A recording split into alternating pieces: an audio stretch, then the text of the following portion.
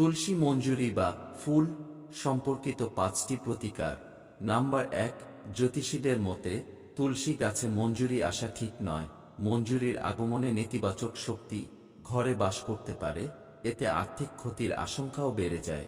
কিন্তু মঞ্জুরি আগমন প্রকৃতির নিয়ম, তাই এটি সম্পর্কিত কিছু ব্যবস্থা গ্রহণ করা আবশ্যক।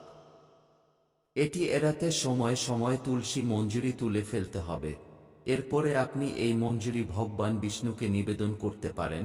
নাম্বার 2, ভগবান শিব এবং তার পুত্র ভগবান গণেশকে তুলসী পাতা নিবেদন করা নিষিদ্ধ বলে মনে করা হয়। তবে আপনি ভগবান শিবকে মঞ্জুরি নিবেদন করতে পারেন। ভগবান শিবকে তুলসী মঞ্জুরি নিবেদন করলে পারিবারিক সুখ লাভ হয়। তাছাড়া যদি কোনো ব্যক্তির জীবনে প্রেমের অভাব হয় বা বিবাহের বাধা আসে, তাহলে দুধে মঞ্জুরি মিশিয়ে ভগবান শিবের অভিষেক করা উচিত। নাম্বার 3, দেবী লক্ষ্মীর পায়ে তুলসী মঞ্জুরি নিবেদন করলে আমাদের মধ্যে সুখ ও সমৃদ্ধি আসে। এছাড়া জীবনে আসা ঝামেলা থেকে মুক্তি পাওয়া যায়। এর জন্য প্রতি শুক্রবার দেবী লক্ষ্মীর চরণে তুলসী মঞ্জুরি অর্পণ করতে হবে। এটি করলে আপনার সমস্ত ইচ্ছা পূরণ হবে। নাম্বার 4, গঙ্গা জলে মঞ্জুরি মিশিয়ে দিন।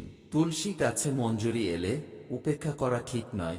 এতে করে আপনি আর্থিক সমস্যায় পড়তে পারেন, ঘরে নেতিবাচক শক্তিও বাড়তে পারে। তবে ঘর থেকে নেতিবাচক শক্তি দূর করতে তুলসী মঞ্জুরি খুবই উপকারী। এমন অবস্থায় যে কোনো শুভ দিন গঙ্গা জলে ডুবিয়ে রাখুন তুলসী মঞ্জুরি এবং সপ্তাহে 2 দিন ঘরে ছিটিয়ে দিন। এটি করলে আপনার ঘর থেকে নেতিবাচক শক্তি দূর হবে। নাম্বার 5, তুলসী গাছের মঞ্জুরি দেখা দিলে যে কোনো একটি প্রতিকার অবশ্যই করতে হবে। এটি জীবনে ঝামেলা থেকে মুক্তি দিতে পারে। এর জন্য তুলসী মঞ্জুরি একটি লাল কাপড়ে বেঁধে আপনার বাড়ির সেই জায়গায় রাখুন যেখানে আপনি টাকা পয়সা রাখেন।